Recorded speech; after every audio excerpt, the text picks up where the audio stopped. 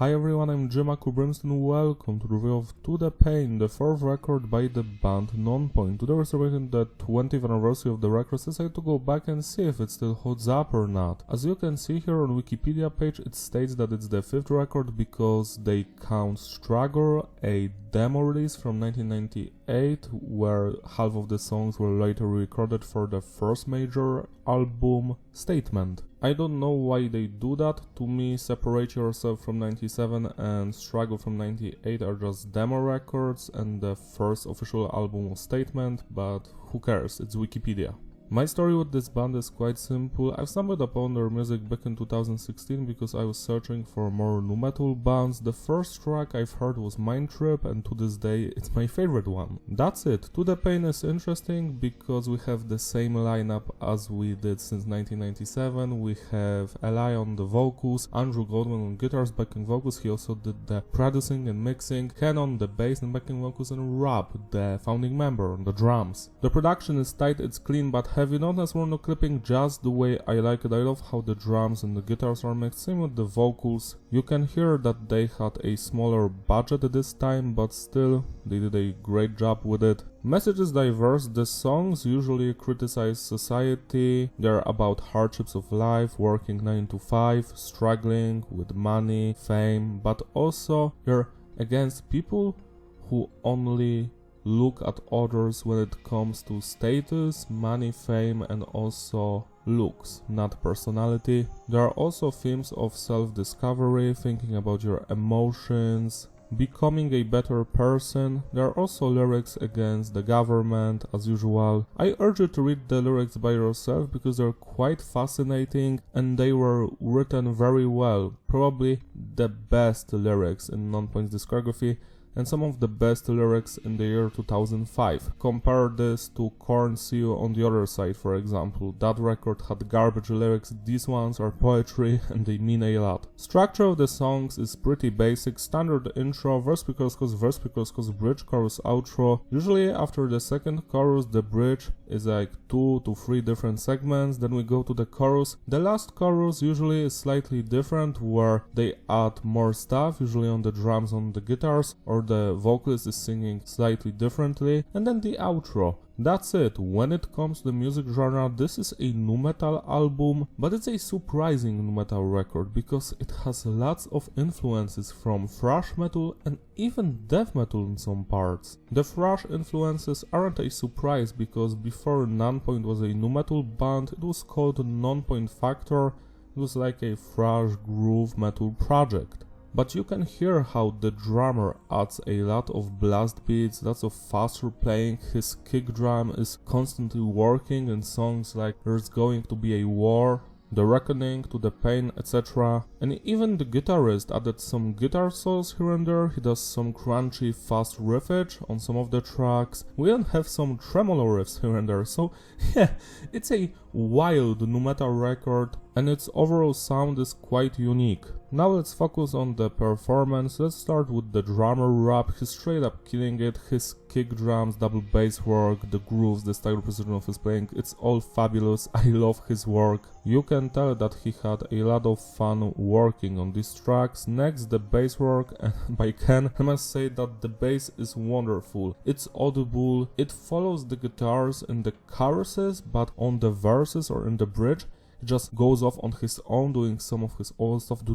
all of that, and it sounds just legendary. Tracks like Alive and Kicking, Ren-Dishen, Alexis, The Longest Beginning, Skin, the bass lines in those are just so much fun. Next, let's talk about the guitar work by Andrew, and I just adore it. The crunchier, heavier guitar riffs, the groovier ones, the solo ones, the nu metal ones are mixed with those more thrashier, faster ones, and more eerie, melodic, and introspective, where there's like more space to breathe. So there's lots of variety when it comes to the guitar work here. It's just wonderful. Now let's focus on the weird instruments that were added to this release. We have some electronic elements here and there. Thankfully there isn't a lot of that stuff here, so that makes me really happy. Besides that, we also have some other instruments, like on the song Buscandome Explain Yourself, and maybe one more song, some trumpets and shit. It all actually works. I did enjoy it. It was surprising, but a welcome addition to the sound of the band. Last but not least, let's focus on the vocals by Elia. His singing, screaming, shouting, yelling, slight growls here and there, they're just wonderful. He's on top on his game.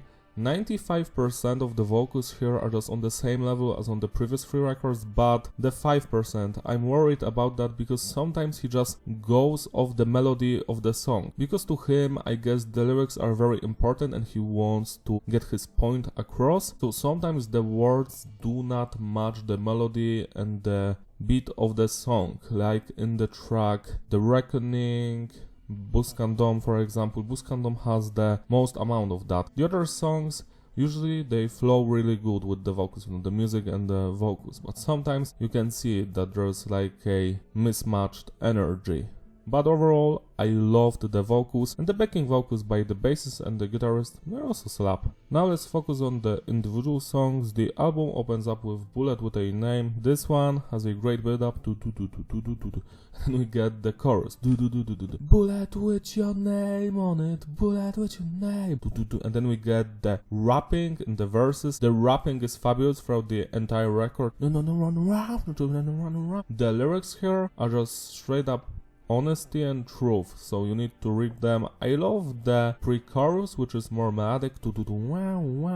I had to do a Doom MIDI cover of this song for the anniversary, so you can go check it out after this review. This song is a straight up classic and it's my favorite music piece on this record. It was also featured on some WWE stuff. I'm not sure because I have never watched that kind of thing, but it's also there, so just mentioning that. The song is a straight up banger. The instruments, the vocals, they all work in perfect harmony. 11 out of 10. There's going to be a war is even heavier, it's faster. Love the crunchy verses, the double bass work on the drums, the bass lines and the chorus just straight up kill it. The bridge is also fantastic. There's nothing wrong with this song. It's beautiful from beginning to the end. 10 out of 10. The Reckoning, this one I love the screaming and the singing. The chorus is the best part. The verses are fun as well. The bridge could have been better. Overall, it's a great song. 8+ out of 10. Alive and Kicking, I love the bass lines at the beginning. They're just so gloomy but also mysterious.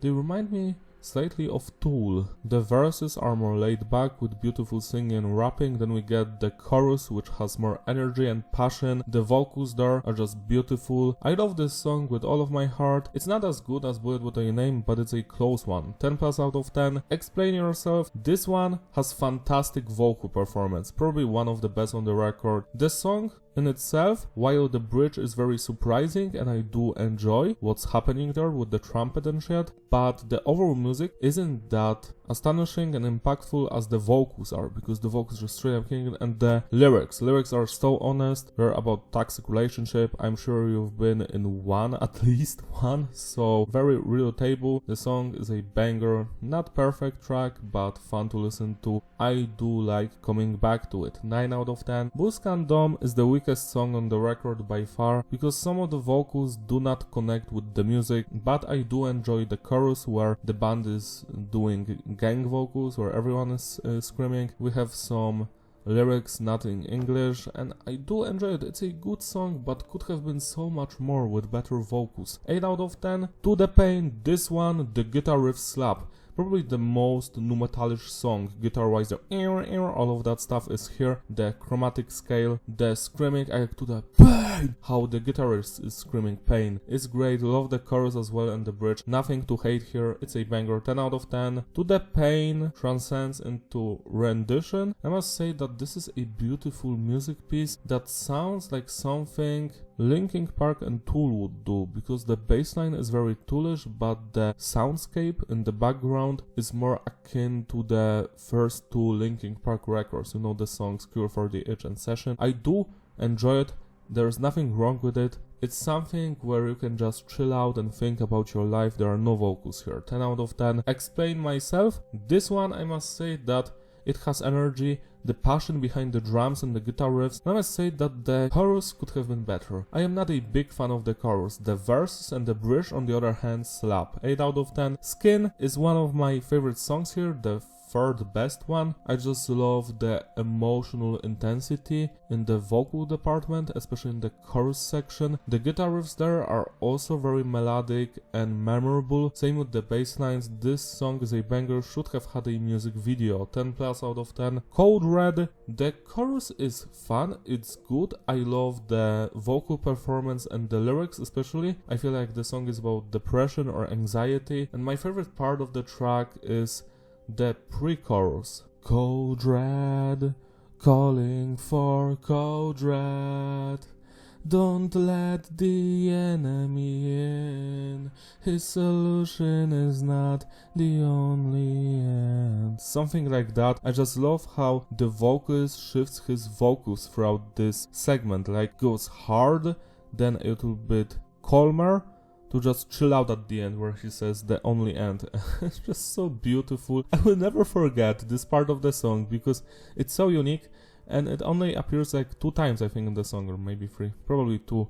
Yeah, this song is a banger, 10 out of 10. Wrong Before is the most depressive and desolate sounding song on the record because of the very eerie and dark guitar riffs, especially in the chorus and the verses. Wow, just wow. I feel like the song slaps, but I don't enjoy the vocals in the chorus. Like, the chorus is the weakest part of the song, the weakest link, but everything else, the verses and the bridge, so angry and so sad at the same time. So yeah, this song is 9 out of 10. The Longest Beginning is another instrumental piece. I do love its atmosphere. The guitar solo is mostly beautiful, but some of the notes there just do not like fit any music. I don't like some of the notes. They always put me out of the trance that this song has on me, so 8 out of 10. This track transitions into the shortest ending, the final track, and I must say that I love the chorus, it's beautiful. The longest way to the shortest ending.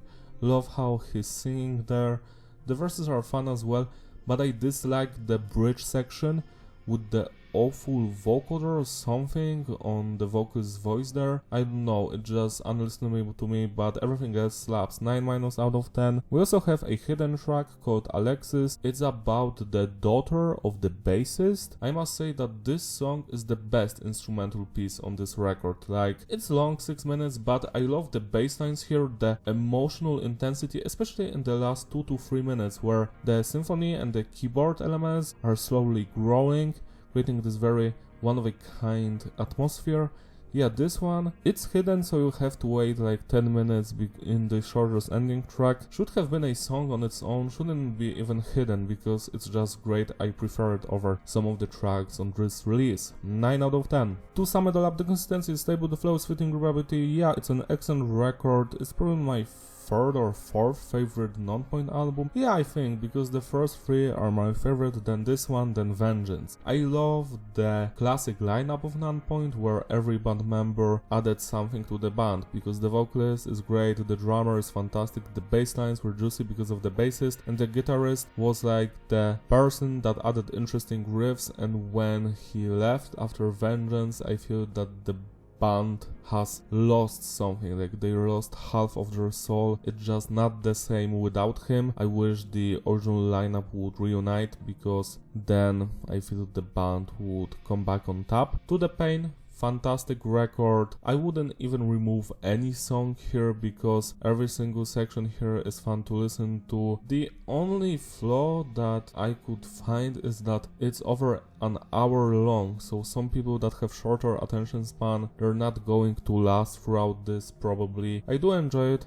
If I had to trim it down a bit, I would remove Buscandome, maybe Explain Myself, and that's it. Every other song, I feel like it's crucial to the quality of the record. My favorite tracks here are obviously Bullet with a Name, Skin, Alive and Kicking, There's Going to Be a War, Code Red, Calling for Code Red. Thank you for watching. Celebrate honestly by spinning this record today, it deserves your love and attention. Give this video a like and subscribe if you enjoyed it. Shout out to my Patreon supporters who graciously sponsor my videos, you're truly wonderful. If you want, you can join them in the Doom Guy or Doomslayer tier, links in the description, so I can make more videos like this one, because I love reviewing music. See you next time, bye!